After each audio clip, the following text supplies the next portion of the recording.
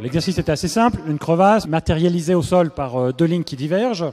On doit aller jusqu'au bout, chacun restant de son côté en s'appuyant sur l'autre. Et la question qui était posée était de savoir jusqu'où on allait pouvoir aller avec ça lorsque la crevasse s'écarte. Et ça, en étant très ambitieux, ça s'écrit comment déjà, ambitieux ? Avec un A majuscule, gras, fluo, souligné, clignotant. Ambitieux. Donc ça c'est le niveau 1, ça sinon on va décaler celle-là d'un cran niveau 2, etc. etc. Il y a 6 niveaux en tout. Et tu finis à 10 mètres.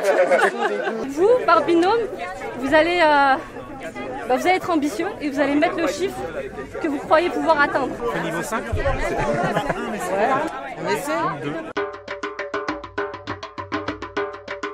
Au-delà du fait qu'on s'est engagé avec le corps, avec l'esprit, qu'est-ce qui s'est passé qui nous a permis d'aller loin ? La maîtrise de la technique, on a tous des gestes métiers à faire. Alors moi, quand je suis en ascension, ça va être de plotter mon piolet et mes crampons. Forcément, dans l'entreprise, les gestes métiers ne sont pas exactement les mêmes. Mais plus on maîtrise le volet technique du métier qu'on a à faire, et plus ça va être aidant. Donc c'est les histoires de gérer son centre de gravité, là, d'être tendu vers l'autre, de bien tendre les bras, toutes ces choses-là. Alors il y en a qui sortent les fesses, c'est pas bien du tout. Il faut les juste les bras, il faut rentrer les fesses, il faut pas être en cravate. On se fait confiance, vas-y recule. Au fur et à mesure, en commençant petit, en travaillant ensemble, en se regardant, parce que tu es obligé dans cet exercice de communiquer par le visuel, etc. Il s'est passé quelque chose qui a fait que à la fin ça marchait super bien. On pouvait débriefer et puis s'arranger pour améliorer notre technique. Donc c'était nécessaire de commencer plus bas pour voir un peu comment on pouvait performer. Si on avait commencé avec une crevasse de niveau 4, certains peut-être auraient réussi, d'autres auraient échoué. Et on commençait notre voyage ensemble sur on va faire un truc de difficile, ambitieux, risqué, et puis il y en a la moitié qui n'y arrive pas. Donc trouver le juste niveau de challenge pour démarrer et puis entretenir le challenge au fur et à mesure de l'exercice. Allez, le Québec là, on se lâche pas, on y va, tu es presque, tu vas y arriver, tu y es, allez!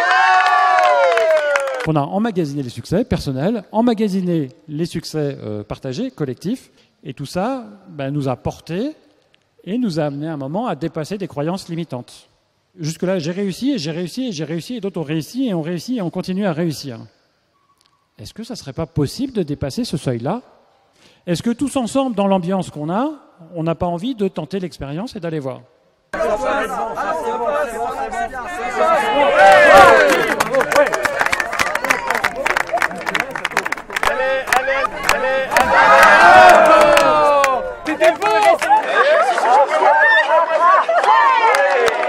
L'atmosphère qu'il y avait, les encouragements, les applaudissements, enfin tout ça a changé quelque chose. Si on avait fait la même chose, tous en se tirant la tronche, je ne suis pas sûr qu'on aurait eu exactement le même résultat. L'ensemble de l'énergie communiquée par le groupe pour justement nous motiver et réussir à relever le challenge, ça c'était un beau moment. La confiance en l'autre, une amélioration technique et une émulation. Et plus qu'un seul corps. Un seul corps. Plus qu'un seul corps.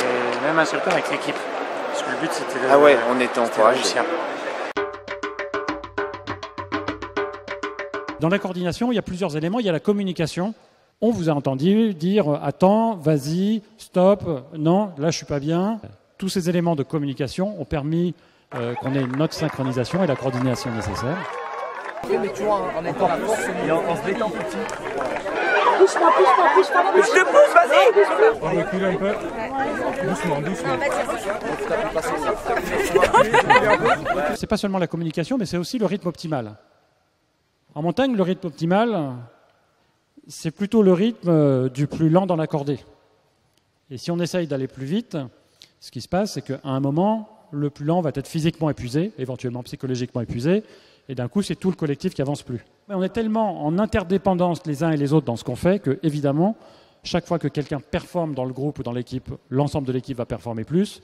Si quelqu'un est mis dans une situation d'épuisement physique ou psychologique et qui ne peut plus performer, sa contribution est moindre et puis ça pénalise l'ensemble du groupe.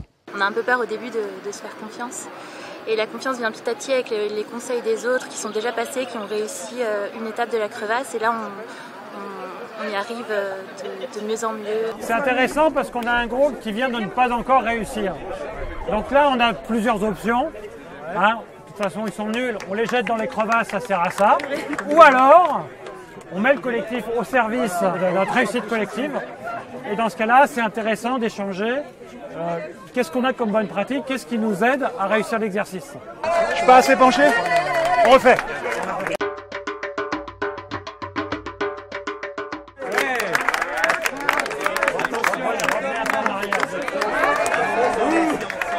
J'ai besoin de m'appuyer sur le collectif et j'ai besoin que le collectif puisse s'appuyer sur moi. Ce qui nécessite évidemment de jouer sa juste part de responsabilité les uns et les autres. Si je fais l'exercice avec Oriane et que Oriane s'appuie sur moi et que moi, ma juste part de responsabilité, je me la mets dans la poche, il peut se passer que Oriane s'appuie quand même sur moi parce qu'elle a placé sa confiance en moi, puis elle va se casser la figure. Et après, bonjour sur l'efficacité du dispositif. Bonjour sur le vécu qu'on a eu ensemble, bonjour sur l'expérience traumatisante. Ou alors Oriane va s'appuyer sur moi, puis voir que je ne joue pas ma part de responsabilité. Elle va se retrancher, se remettre en arrière, se remettre sur son centre à elle. Et d'un coup, on est bloqué dans notre capacité à faire des choses qui soient ambitieuses et des crevasses qui soient importantes.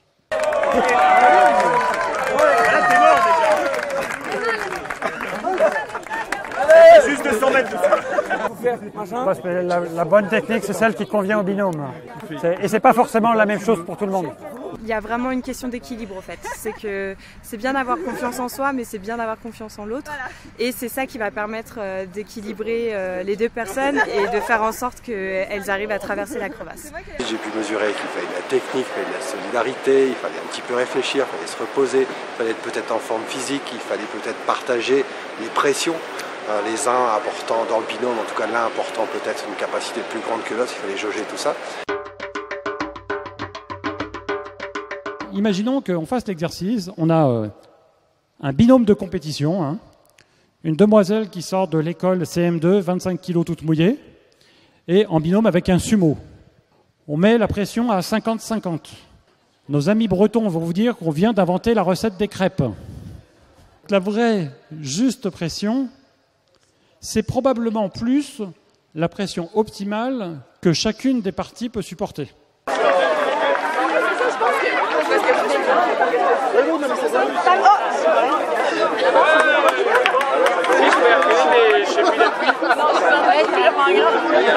Sinon j'ai la tête dans le gazon.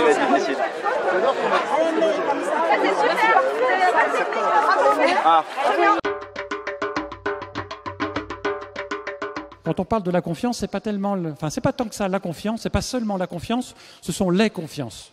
Si on dit que la confiance, c'est la confiance en soi, la confiance en l'autre, allez, la confiance dans la technique, une quatrième feuille, la confiance dans l'environnement, dans le fait que si on échoue, on ne va pas se faire lyncher. Mais qu'est-ce qui se passe si j'ai confiance en moi, si j'ai confiance en l'autre? Alors la technique, pas du tout. Et c'est vraiment tout ce maillage-là qu'il faut travailler, réfléchir, et sur lequel il faut amener des actions de correction s'il y a besoin. Donner sa confiance, c'est pas quelque chose de facile. C'est un élément clé pour la réussite de projet, pour pouvoir avancer. Vous passez d'un moment un peu d'incertitude à un moment de confiance absolue. Allez, on recommence. On les encourage aussi parce que là... C'est bien, c'est bien, c'est bien, c'est bien. Allez, on tient, allez. Faire, être capable de faire, savoir faire, ce n'est pas savoir, ce n'est pas seulement savoir, ce n'est pas seulement intellectuel. C'est aussi expérimenter, par la pratique, avec une confrontation réelle au risque, mais dans un cadre qui soit suffisamment sécurisé et où le niveau de risque est acceptable pour tout le monde. Donc, si vous ne faites pas d'alpinisme et qu'un jour vous souhaitez aller faire de l'alpinisme, la bonne façon de faire, c'est sûrement pas de dire « je fais mon sac, j'y vais et je verrai sur place ». La bonne façon de faire, c'est pas non plus seulement de prendre un manuel d'alpinisme et d'apprendre le petit alpinisme pour les nuls et d'aller partir. Je vois bien dans l'entreprise où sont les centres de formation, je vois bien où est la vraie vie, où sont vos écoles d'escalade. Peut-être que ça s'appelle du coaching, peut-être que ça s'appelle du mentoring, mais en tout cas, où sont vos écoles d'escalade? Et c'est vrai que ça, c'est des situations qu'on n'a pas en entreprise. Où quand on se lance sur un truc, même si on est jeune, même si on est débutant, etc., on y va, mais on n'a pas l'occasion d'apprendre, de tester avant de partir sur le réel. puisqu'on part directement sur les vraies crevasses. C'est bon tout le monde? Évidemment réussi. Merveilleux. Ce grand collectif a fixé son ambition à 32. C'était la somme de toutes les évaluations que vous avez faites par binôme. Et en fait, vous savez combien vous avez fait? 55. 54. Ouais. J'ai fixé un objectif de 33 et vous avez fait 67. Bravo. C'est quand même le double. Globalement, dans les scores qui m'ont été remontés, entre la prévision donc du maximum que vous imaginiez pouvoir faire en étant ambitieux avec un A majuscule, et puis le résultat que vous avez obtenu, il y avait au minimum un résultat positif de plus 20% et jusqu'à plus 70% dans un groupe. Aimeriez-vous de tels résultats avec vos équipes? Si oui, on a partagé là quelques clés qui doivent nous permettre d'aider à le faire. Une belle démonstration en fait de la logique d'engagement, de la logique de confiance et une synthèse juste éclairante mise en lumière en fait par Olivier à la fin. La capacité d'un exercice simple à mettre en évidence des choses qui dans la vie et dans la vie d'entreprise en particulier sont ultra importantes. À quel point est-ce que je me fais confiance, à quel point est-ce que je fais confiance à l'autre et même à quel point est-ce que je fais confiance à la physique. Et tout ça en 2 minutes, j'ai réussi à travailler sur moi et ça fait un lâcher-prise énorme. Ça nous fait rendre compte en un claquement de doigts juste que tout est possible quand on le souhaite, quand on le veut vraiment et quand on se donne les moyens. Donc je vais prendre mes cordes et je vais aller passer la crevasse.